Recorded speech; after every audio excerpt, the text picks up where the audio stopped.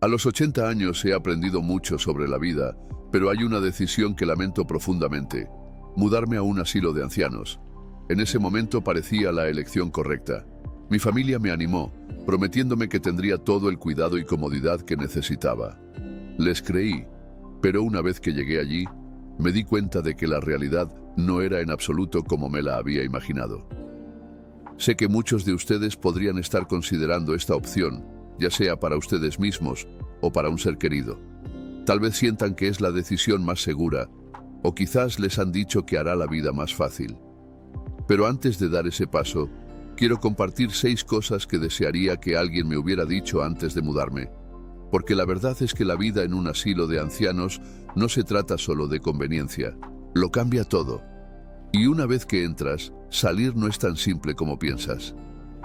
Quédate conmigo hasta el final porque algunas de estas lecciones podrían sorprenderte. Y si conoces a alguien que esté considerando un asilo de ancianos, este video podría ser exactamente lo que necesita escuchar antes de tomar una decisión que cambiará su vida. Ahora, comencemos. Arrepentimiento 1. La ilusión de la comodidad. ¿Sabes qué fue lo primero que noté cuando llegué al asilo? El silencio. No ese silencio tranquilo de una mañana en casa, sino ese silencio pesado, como si el tiempo se hubiera detenido. Me recibieron con sonrisas, me mostraron mi habitación, pequeña pero limpia, y me dijeron: «Aquí estará cómodo, señor, nos encargaremos de todo». Y yo les creí. Esa primera noche, después de que me ayudaron a meterme en la cama, algo que había hecho solo durante 80 años, me quedé mirando el techo. El colchón era nuevo, pero no era el mío. Las sábanas olían a limpio, pero no olían a hogar. Y entonces lo entendí. No me habían vendido un lugar para vivir. Me habían vendido una mentira disfrazada de comodidad. Al día siguiente comenzó el verdadero shock. A las 7 en punto, sin preguntarme si había dormido bien o si quería descansar un poco más, una enfermera entró con mi desayuno. «Buenos días, señor. Hoy tenemos avena», dijo alegremente, dejando la bandeja frente a mí. No importaba que yo odiara la avena. No importaba que durante 60 años hubiera empezado mis días con café negro y tostadas. El menú decía avena, y avena sería. Esa primera semana fue un rosario de pequeñas rendiciones. Mi ropa, lavada y devuelta sin preguntarme cómo la quería doblada. Mis paseos, solo permitidos cuando alguien tenía tiempo para acompañarme. Mis medicinas, administradas sin explicaciones. «Es por su bien», me decían. Y yo, como tantos otros, asentía. Porque al principio uno cree que es temporal. Porque al principio uno todavía no entiende el precio de esa comodidad. Recuerdo especialmente el día que quise leer mi libro favorito antes de dormir. Lo busqué en mi mesa de noche, pero no estaba. «¿Dónde está mi libro de Gabriel García Márquez?», Zrenia pregunté.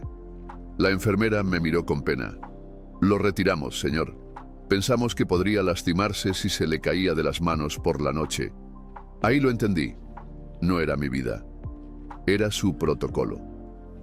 Lo más peligroso de esta comodidad es que te va convenciendo. Primero aceptas que decidan tu menú, luego tu horario de sueño, después qué leer o ver en televisión, y cuando quieres darte cuenta, ya no eres tú. Eres un número de habitación que necesita permiso para existir. Pero esto no es lo peor. Lo peor viene después, cuando descubres que la comodidad tiene una letra pequeña. La cláusula que nadie te leyó. Porque cuando te quitan el derecho a decidir qué comer, pronto te quitarán el derecho a decidir cómo vivir. Y eso es solo el principio de la caída. Por eso, si estás considerando un asilo, quiero que te hagas una pregunta. ¿Qué vale más para ti? ¿La comodidad de que te lo hagan todo o el derecho a seguir siendo dueño de tu propia vida? Porque créeme, cuando pierdes eso, ninguna comodidad del mundo compensa el vacío que queda. Pero esto era solo el primer arrepentimiento, porque lo que viene después es cuando realmente entendí lo que significa perder tu libertad. Arrepentimiento 2. El día que perdí mi independencia. Fue un martes. Lo recuerdo porque ese día me di cuenta de que los martes ya no significaban nada para mí. Antes, los martes eran el día del mercado, de escoger mis propias frutas, de charlar con don José el frutero. Pero ese martes en particular, mientras esperaba que vinieran a ayudarme a levantarme de la cama, entendí que había cruzado una línea invisible. Ya no era un señor independiente, era un residente. Todo comenzó con algo aparentemente pequeño, las llaves.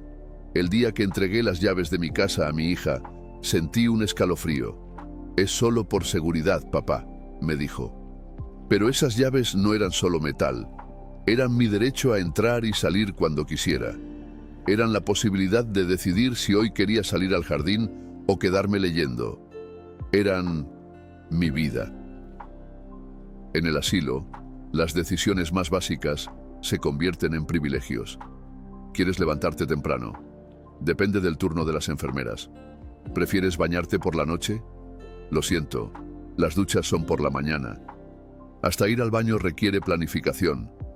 Presiona el botón y espera, te dicen. Pero nadie te dice que esperar puede significar 20 minutos de agonía. Recuerdo a mi amiga Carmen, en la habitación 12, una mujer que había criado 6 hijos, administrado una casa entera, que nunca le tuvo miedo a nada. La vi llorar el día que le quitaron su brasier con cierre. Por seguridad, dijeron.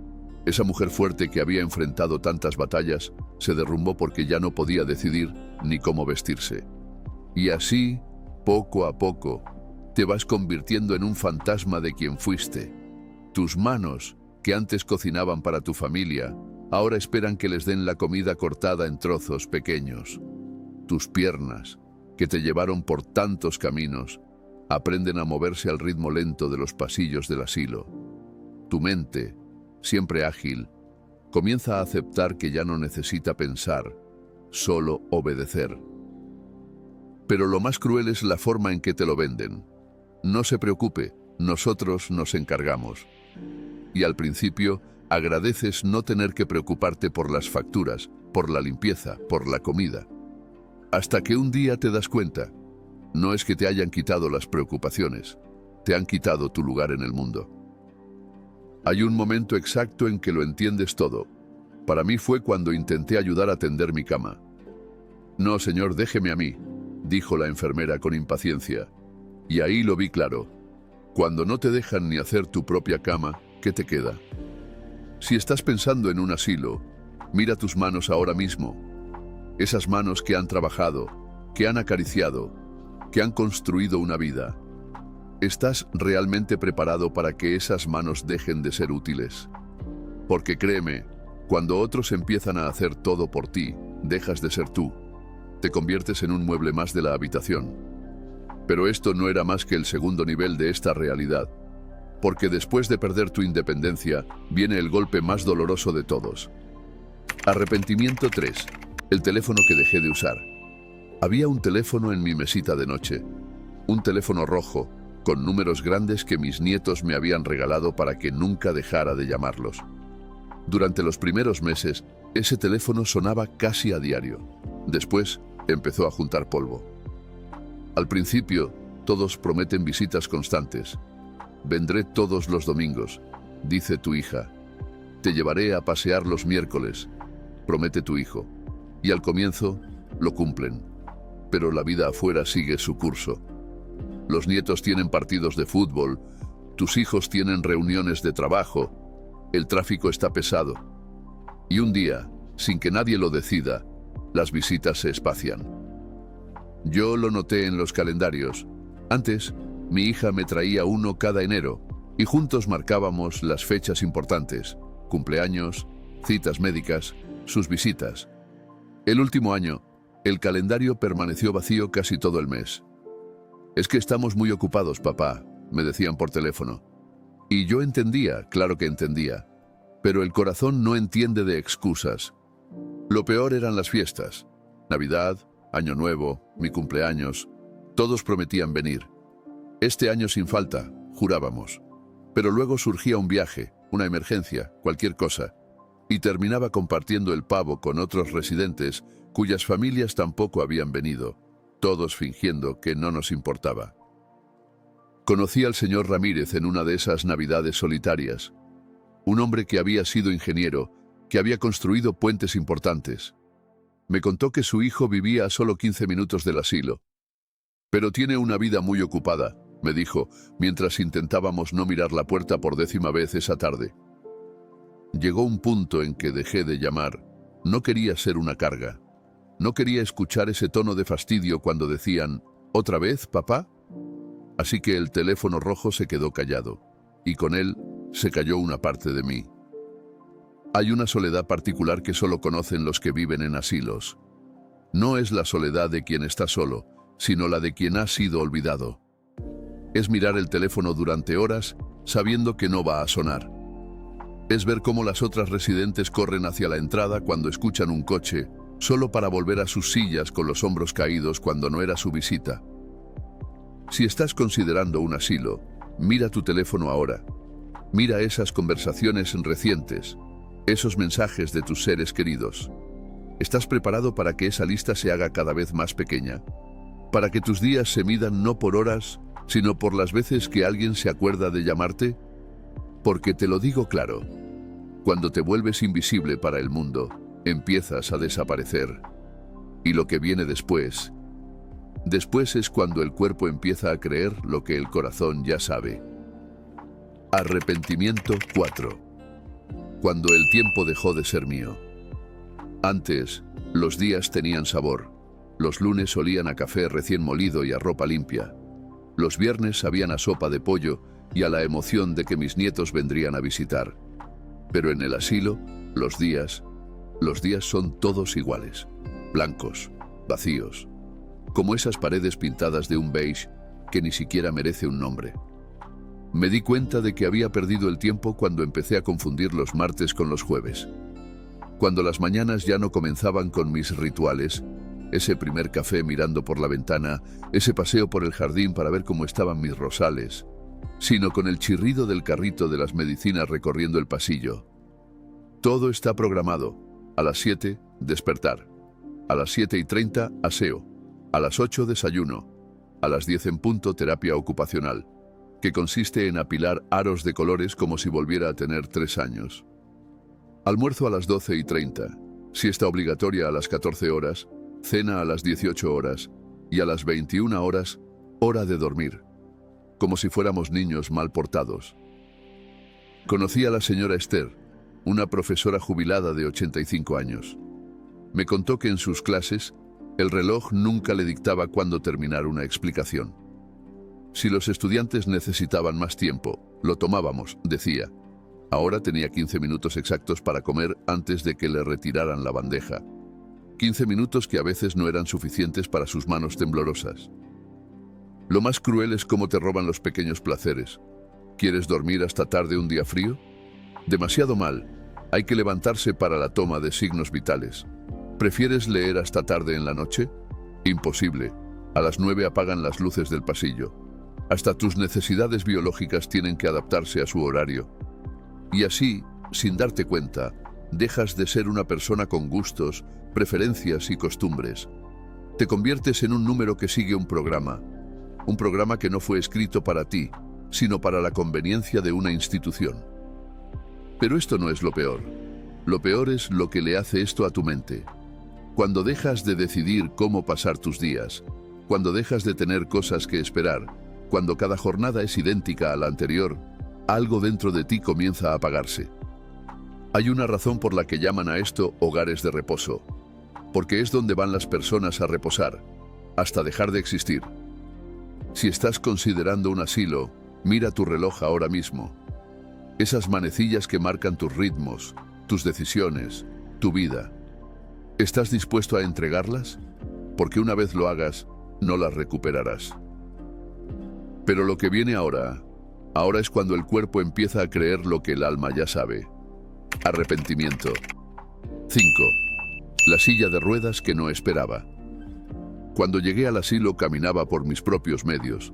Un poco lento quizás, pero con orgullo.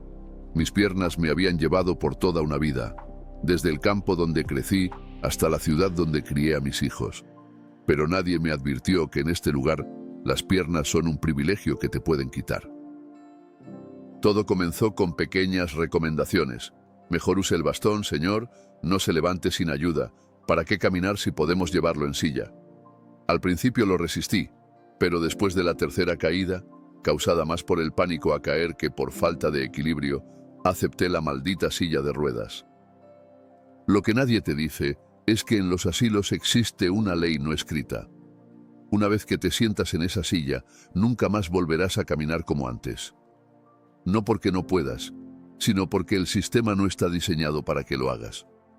La fisioterapeuta venía 2 veces por semana, pero sus sesiones de 15 minutos no compensaban las 23 horas y media que pasaba sentado o acostado. Mis músculos, esos mismos que me habían sostenido durante 8 décadas, empezaron a desaparecer ante mis ojos, como nieve al sol. Recuerdo a don Manuel, el hombre de la habitación 14, un agricultor que había trabajado la tierra hasta los 78 años. Lo vi transformarse de un hombre robusto a una sombra en 6 meses. Antes podía cargar un saco de papas, me decía mientras miraba con nostalgia sus manos, ahora tan delgadas que le temblaban al sostener una taza. Lo más indignante es cómo te hacen creer que es por tu bien. Es más seguro, repiten como un mantra. Pero la verdad es que es más fácil para ellos. Más fácil moverte en silla que esperar a que camines. Más fácil darte una pastilla para dormir que acompañarte en tus paseos nocturnos. Más fácil, siempre más fácil, para ellos. Y así, sin darte cuenta, tu mundo se va encogiendo. Primero dejas de ir al jardín porque empujan la silla solo hasta la sala común. Luego dejas de ir a actividades porque hoy hay mucha gente. Hasta que un día te das cuenta, no has visto el sol en semanas. Y lo peor es que ya casi no te importa. Si estás pensando en un asilo, mírate las piernas ahora mismo. Esas piernas que te han llevado a tantos lugares, que han bailado en tantas fiestas, que han corrido tras tus hijos. ¿Estás dispuesto a cambiarlas por 4 ruedas y un asiento de plástico? Porque créeme, una vez que aceptas la silla, es muy difícil volver atrás. Pero hay una última verdad, la más dura de todas, la que explica por qué tantos terminan quedándose aquí para siempre. Arrepentimiento 6. La puerta que ya no pude abrir. Cuando ingresé al asilo firmé un contrato de 3 meses. Prueba nada más, me dijeron. Hoy, 5 años después, todavía estoy aquí. Y esta es la verdad más cruda que nadie te cuenta. Salir es 10 veces más difícil que entrar. El primer año, cuando aún podía caminar con ayuda, le dije a mi hija que quería volver a casa. Papá, ya vendimos tu departamento, me respondió.